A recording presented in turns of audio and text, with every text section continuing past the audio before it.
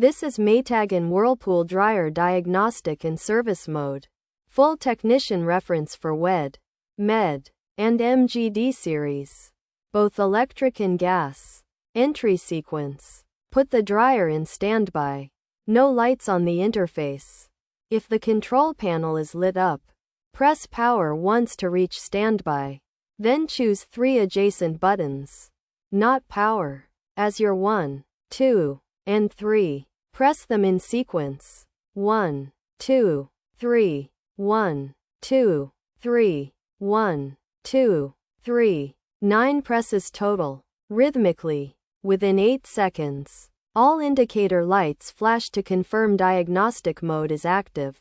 Some models show 001 on the display. To navigate, press button 1 to scroll through stored error codes. Press button 3 and hold to clear the current code. The display resets to 888 when cleared.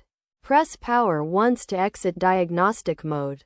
To enter service test mode, exit diagnostic. Return to standby. Re-enter with the 1, 2, 3 sequence. Once back in diagnostic, press button 2 to switch into service test mode. Test codes. 001 is the inlet thermistor. Supply air temperature.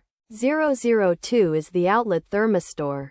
Exhaust temperature. 003 is thermal fuse continuity. 004 is the heater relay. 005 is motor relay. 006 is door switch. 007 is moisture sensor strips. Common fault codes. F22 or E2 is usually an outlet thermistor open. This shows as no heat. F28 is moisture sensor open.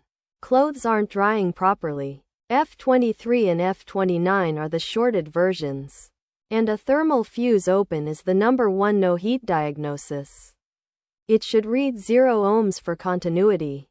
Like and subscribe from Fix It Fast and Easy.